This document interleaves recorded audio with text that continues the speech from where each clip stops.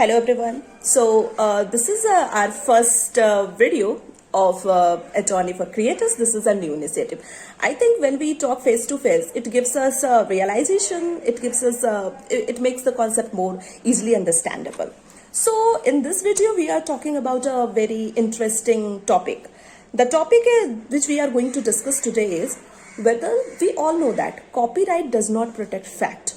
So if copyright does not protect fact, then suppose if you make something or copyright does not protect an historical event. So this is clear about law. So if you are going to write something based on some real life incident, or if you are going to make a film, suppose a period film, so will that, how you ensure that the elements of your film gets protected?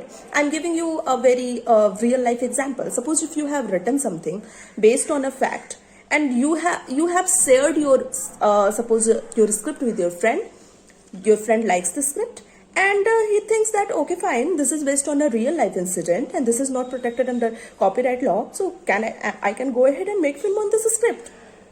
No, there is a catch.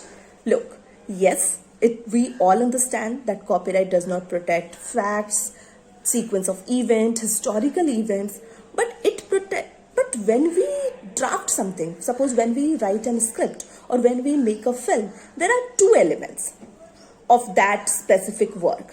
One is protectable element, the element which is protected by law, and one is non-protectable element, okay, which does not get protected by law. So fact is the non-protectable element, but treatment of that fact is the protectable element. So I would like to explain this clearly with the help of an example, which I always do. There is a book, very interesting book, which I have read. The name of that book is Palace of Illusion. This book is written by Ms. Chitra Banerjee. Actually, this book is retelling Mahabharata or recreating Mahabharata from the angle of Draupadi. Means, see, there are something which is non-protectable, like the Draupadi was a princess, she was married to 5 brothers Pandavas, and she was humiliated in Hastinapur, and to take revenge of that humiliation, war of Mahabharata happened. So this is the event which is there in the public domain, and we all know that. But what Chitra Banerjee has done, she has told the story from the angle of Draupadi. Like, her treatment was very different. She presented Draupadi as an ordinary woman living in the patriarchal society, and how her desire, how she grows up, her desire develops, how she is finding about the meaning of her being. She always believes that she has taken birth to create a history. So this type of self appraisal she was constantly doing. So all these things she presented, and how she grows up, her emotion when she get married to 5 brothers, and how she was feeling to be the queen of India, and then the chapter of her humiliation, and then she recreated the war from her eye, that what this war mean to her, and there is also angle of her infatuation towards God. So all these presentation, the treatment is something which was developed by Chitra Banerjee. It is not something which is present in the public domain, but she has created her imagination, her character building, her building of the world towards that character. All these things comes under protectable element. So my friend, whenever you write a biopic, whenever you write a film based on real life incident, so what is that real life fact? And those facts and events are not protected, but manner of your expression is protected.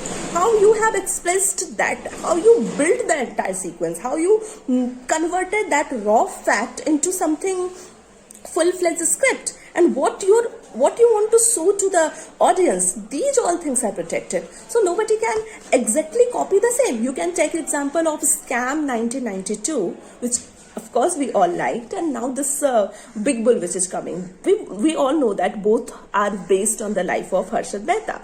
Therefore, Scam 1992 people are not going to sue the Big Bull makers. But again, how they have told the story, how they have built the story, the character, the dynamics of the character and everything, those things are the protectable element of Scam 1992, and Big Bull can present that story, but they have to tell their own story. They cannot copy exactly the elements from the Scam 1992, which is already there. I'm not again talking about the fact, again I'm talking about the treatment, but they have to build their own treatment. So yes, if you want to sue someone for copyright infringement of your script which is based on real life event, you need to prove, first of all, you need to identify, you need to remove all the non-protectable elements from your work, and then you have to see the protectable element which is there has been copied by other party or not. If the answer is yes, you can successfully sue for the copyright infringement. Similarly, if you are getting inspired from a real life incident, and if there is already another work based on the same real life incident, again you have to assure that you are not taking the protectable element, the imagination of the writer, the creation of the writer, the presentation of the writer, the treatment of the writer into your work, or writer and producer as well, filmmaker as well, or any author, I mean to say, from this. So I hope you like this video. If you have any questions related to this, write in the comment section. I'm definitely going to address that. And if you like my initiative of this video making, and then please like, share and subscribe my channel, and do excuse the human error. I'm sure I will be getting better with the time and your appreciation. Thank you.